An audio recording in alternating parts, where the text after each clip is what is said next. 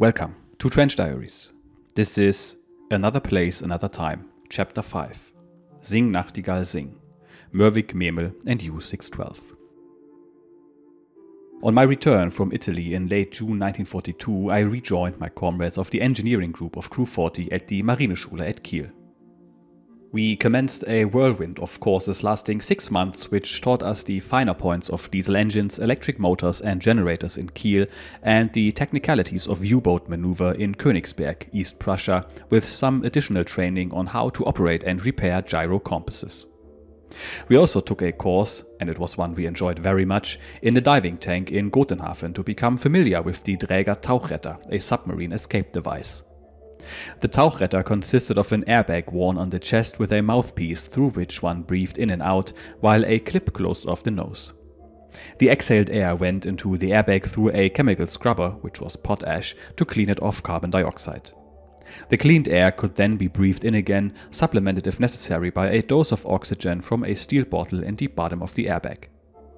The Tauchretter was like using scuba diving gear but without the bubbles, and its purpose was to enable submariners trapped in their sunken boat to reach the surface safely. The escape procedure in a sunken submarine was to open the bottom valves to allow water to enter the boat until the pressure inside the boat equaled the pressure of the surrounding water. The crew would breathe the air trapped inside the boat in air pockets close to the ceiling.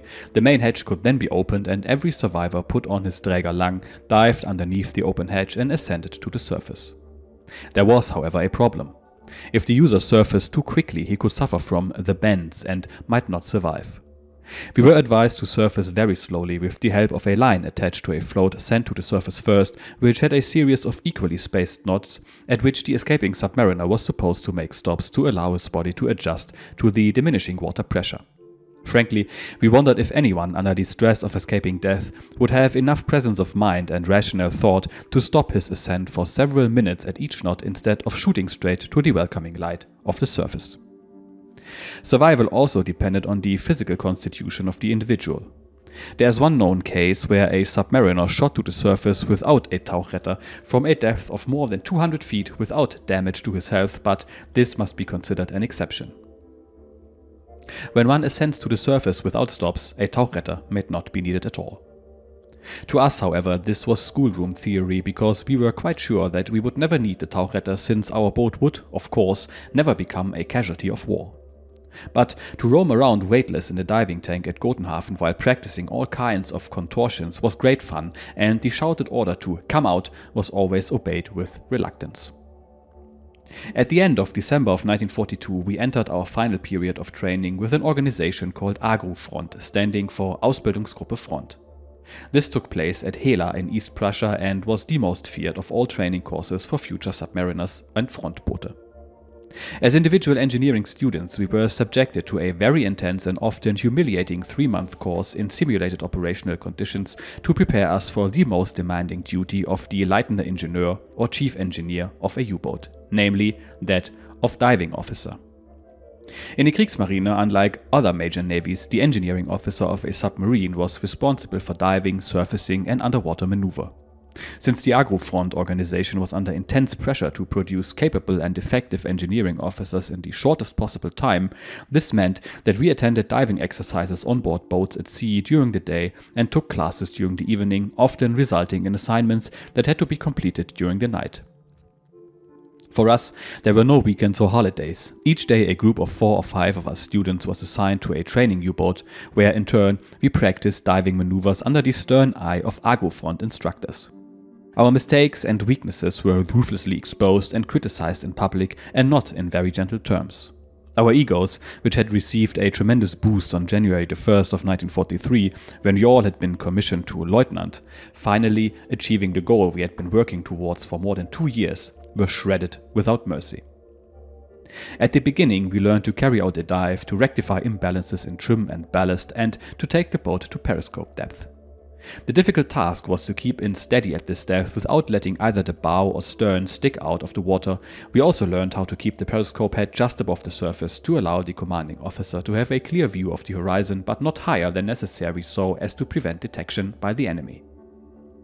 This was as much an instinctive job as a scientific one, and success really depended on acquiring the ability to anticipate the movements the boat might make, so that countermeasures could be taken in time. I believe some of us became quite good at this, whereas others never perfected the necessary skill. Being full of mischief, we once carried out an experiment. One of us consumed such an intake of alcohol that he had difficulty standing straight without holding on to the periscope guide wires. After observing his performance, we came to the conclusion that his ability to maintain the boat at periscope depth exceeded everything we had ever been able to muster. Unfortunately, the results of our scientific research were never properly acknowledged by the naval authorities. A few weeks into our course, we encountered what we called die fünfte Kolonne. This was a group of very experienced U-boat officers who provided advanced training by creating real war conditions on board by simulating depth charge effects and damage at the most undesirable moments. When, for example, one of us had just executed an Alarmtauchen or crash dive and found himself diving at the correct angle, all hell would suddenly break loose. Noisy detonations occurred, followed by valves being opened which permitted seawater to pour into the boat, while fuses were removed so that only dim emergency lighting remained, and tanks and bilges mysteriously filled with water, completely destroying the balance of the boat, and finally compartments became filled with smoke, all this while going down at full speed. More than once a boat buried its bow in the bottom of the Baltic, which was thankfully soft in the training area, and this would result in some acid commentary from die fünfte Kolonne. At times we novices were so discouraged that we became convinced that we would never learn the intricacies of handling a U-boat underwater. By the end of the course, however, we attained our goal, and so thorough was our training that we became convinced that as long as the pressure hull remained intact, there was nothing the enemy could do that we could not handle. We were very proud when we finally held our certificates as diving officers in our hands, and the picture on the certificate is an apt indication of just what we endured. It was now mid-March of 1943, and we newly minted engineer officers were ready to make our contribution to the war at sea. Although we did not know much about it at the time, that war was not going well for the U-Boot-Waffe. While I had been serving of U-375 and attending the Marineschule at Mürwik in the latter half of 1942, the Battle of the Atlantic had entered a critical stage. In the autumn of 1942, Dönitz had concentrated his submarine forces in that ocean in the air gap between Ireland and Newfoundland, which could not be patrolled by aircraft operating from land bases. This deployment brought good results, and by the end of 1942, Allied shipping losses had reached alarming levels. The result, however, was a massive redeployment of enemy naval forces, as both Britain and the United States realized that the sea lanes to Britain had to be secured before any other major operation could take place against Germany on land or sea. Over the winter of 1942 to 1943, the battles seesawed back and forth as both sides gathered their strength. By March 1943, the scales of victory appeared to be tipping in favor of the U-boats when they sank 108 vessels, although German losses were also very high. In the following month, however, the tide began to turn when the Allies closed the air gap with long-range aircraft and, more importantly, completely cracked the German naval code, which they called Enigma, giving them the priceless advantage of being able to locate our U-boats at sea and either steer convoys around them or destroy them using the newly formed British support or American hunter-killer groups. These were often built around escort carriers and were not assigned to a particular convoy but would reinforce the escorts of any threatened convoy. These measures brought victory to the enemy when the climax of the battle was reached in May of 1943. During that month, 33 U-boats were lost, nearly a third of our operational strength in the Atlantic, in return for very few merchantmen sunk. Dönitz could not continue to take such losses and ordered our U-boats out of the North Atlantic. Although they returned briefly in the autumn of 1943, our submarines were never again to pose a serious threat to the lifeline of Britain. As for me, I was just happy to receive orders in mid-March of 1943 to report to the Schichau shipyard in Danzig to take up an appointment as Leitender Ingenieur, Chief Engineer, on U-612. This was a Type 7C boat that had a rather checkered past. While still in acceptance trials in August of 1942, it was rammed by another U-boat and sunk in about 120 feet of water with, fortunately, the loss of only one crew member.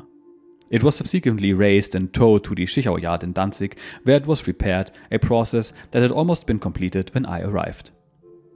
When a U-boat was in the final stages of its construction, its crew was assigned to the boat to familiarize themselves with the vessel before it was commissioned.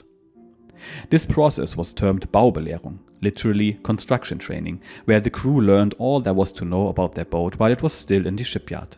When I came on the scene, somewhat late, at Danzig, most of the crew, including the commanding officer, Oberleutnant zur See Theo Petersen, were already there, but the watch officers were still on the way.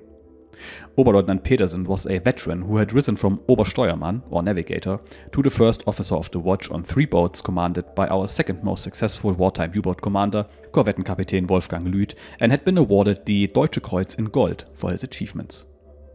Despite his reputation, I found him to be one of the most pleasant superiors I encountered during my naval career, and together with the first officer of the watch, Lieutenant zur See Pieper, who arrived after me, we 3 formed a most relaxed but efficient trio on U-612. Unfortunately, when the second officer of the watch arrived a few weeks later, he did not fit very well into this happy wardroom. Together with my 2 technical Oberfeldwebel or engineer chief petty officers, I roamed U-612 from stem to stern, becoming familiar with every pipe, hose, instrument, coupling, valve tank, pump and anything else that needed to be checked to ensure that it was in working order and our boat could fulfill its intended function.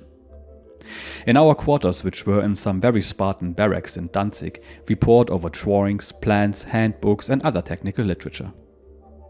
At the same time, we trained our enlisted engine room personnel because our success and even survival depended as much on their abilities as our own.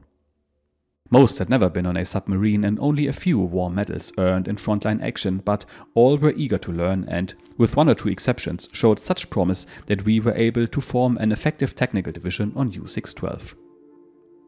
All of us in this division put much effort into ensuring that damage suffered during the boat's previous sinking had been properly repaired and all signs of that earlier catastrophe removed. On May 31st, 1943, we commissioned U-612 for the second time. As usual, this event was a mixture of military formalities and enthusiastic celebration. Everyone in the crew did his best to turn out in spotless uniforms, and we officers wore our white formal dress belts. For me, the first and last time I did so in my naval career. When the crew was formed on the afterdeck, Oberleutnant zur See Petersen, standing on the Wintergarten, gave the order to hoist our ensign and his CO's pennant. He then stepped ashore and reported to the commanding officer of the base that U-612 was ready for service. With the official part of the ceremony now ended, the invited guests came on board and assembled in the forward torpedo room, where chairs and tables covered with proper white cloths had been set out, with a battle ensign decorating the hatches of the 4 forward torpedo tubes. Our sailors served snacks and champagne, and it was a happy occasion, although all of us knew that this compartment would never again look so festive. Speeches were made expressing the hope that U-612 would enjoy a successful career, and in the afternoon a second reception followed on board the liner that served as the accommodation ship for the Danzig naval base. The next day, submarine life started in earnest for the crew of U-612. A newly commissioned U-boat had to undergo a series of acceptance trials and tests which usually showed up any flaws, sometimes very serious, that had to be repaired. We therefore returned to the shipyard for a few days.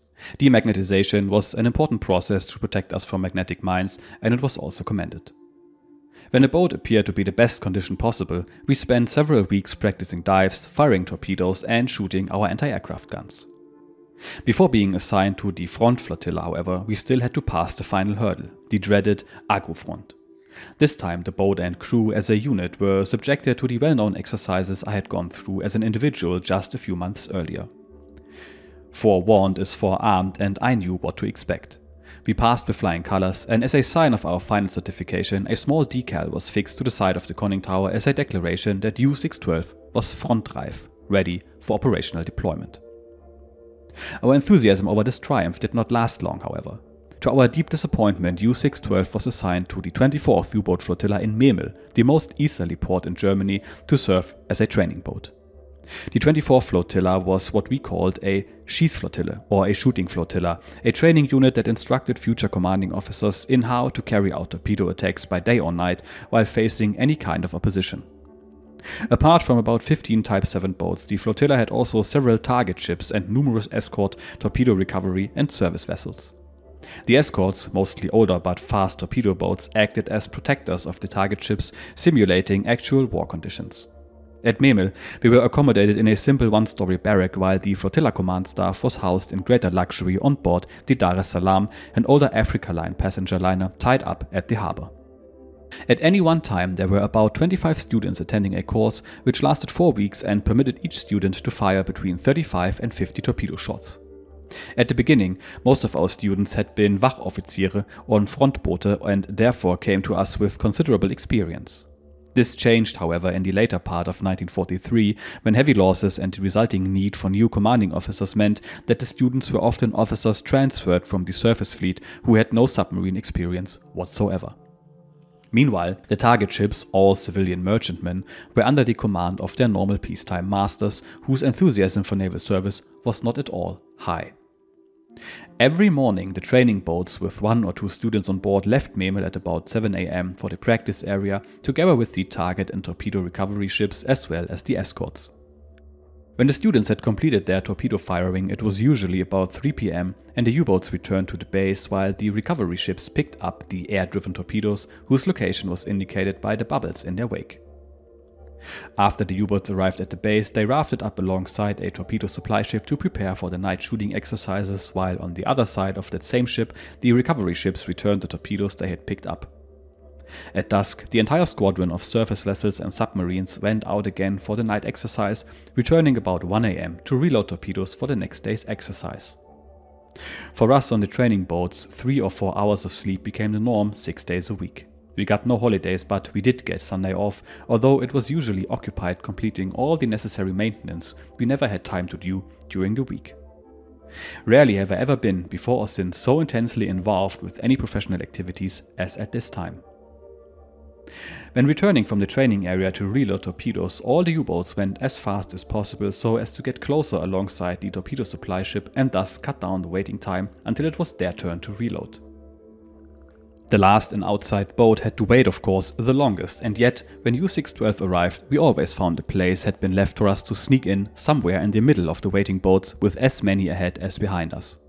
The reason was that, through some connections, I had been able, against all odds in war-torn Germany, to accumulate a most impressive and very rare record collection of the most popular songs. Among them was a favorite of the Kriegsmarine, which was Sing, Nachtigall, Sing, by the popular Evelyn Könnecke, which was a catchy, haunting tune that told the story of a young girl waiting for her boyfriend to return. As soon as U-612 tied up, we fixed the bridge speaker and tried to meet the requests that came from the boats on both sides of us, so that their crews had music while reloading torpedoes. The most popular song was always Sing, Nachtigall, Sing.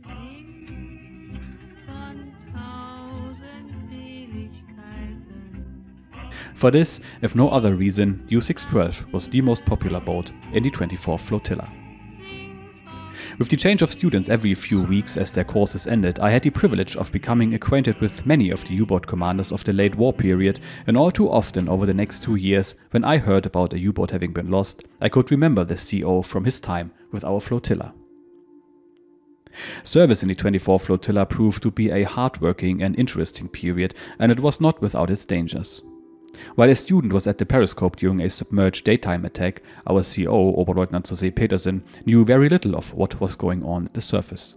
This could be rather dangerous, since occasionally when the escorts located the periscope, they immediately left their target ship and steamed towards us for a ramming attack, this being what the student had to expect in actual war conditions. If he did not dive fast enough, there often came a noisy crash and one knew that one had either lost another periscope or the bridge superstructure had suffered a crumpled railing. This did not happen to U-612, but did happen to other boats in the flotilla, and collisions between boats or between boats and surface vessels were not uncommon. At least one boat of our flotilla was lost at the cost of some members of the crew. We did get every 4th weekend off, and we took full advantage of it to make up for an otherwise deprived social life.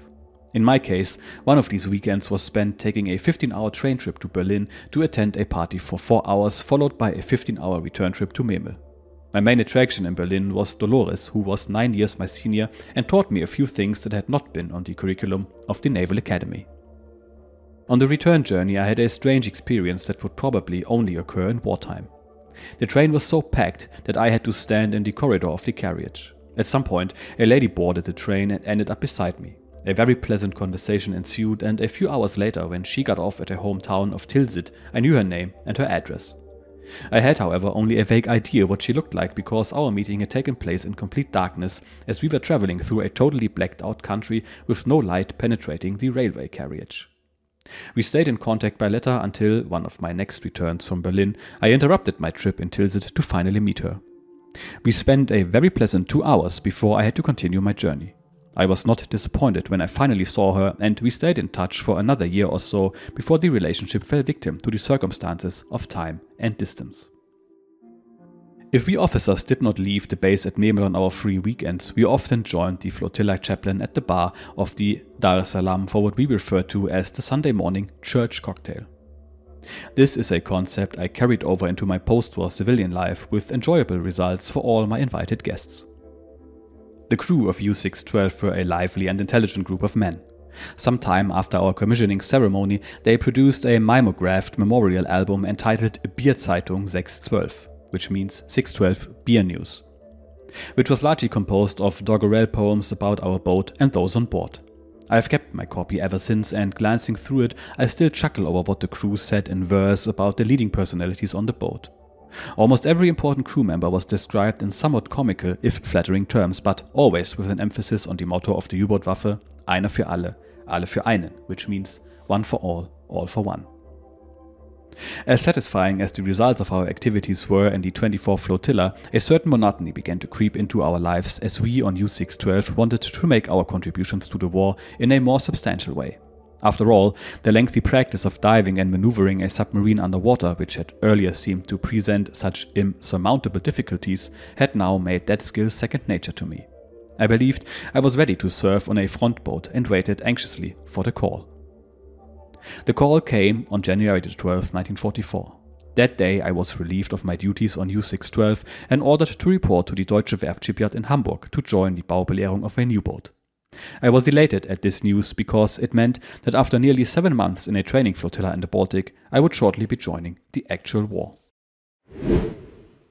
Off to U-612 he goes, and again, U-612 is a boat that we already know and love. It is the same boat that Herbert from Iron Coffins, another series on this channel, used to serve as first watch officer on. He was there when the boat sank after a collision in August 1942 and survived, although he recounts the death of 2 crewmen, not 1. Now, it is the boat that our man Werner gets to be chief engineer on, and it is a well-deserved posting after he received his qualification as diving officer, or, as his diploma reads, Tiefensteuermeisterdiplom, which means Depth Control Master Diploma. I have put it on screen again and, of course, translated it for your convenience. It reads: Us gentlemen of the trade of weight wranglers and chief engineer torturers proclaim herewith that the esteemed Lieutenant Hirschmann today before the undersigned submerged and surfaced a U-boat of medium size without endangering the galley or the midday nap of the chief training officer. He did so with moderate swaying only, and as such is deemed worthy to be accepted into the guild of the submariners. For those unaware, this is a prime example of the elusive German humor, which we have witnessed many times on this channel. I personally find it absolutely hilarious and yet dignified at the same time. It is pretty unique in any case. And even though the boat gets assigned as a training boat only, I'm sure he never forgot the 24th Flotilla. We shall see how he manages a frontline boat in the next episode. If you've made it this far, thank you for watching. Consider subscribing and commenting. I read every single one, and we'll see you then. Cheers.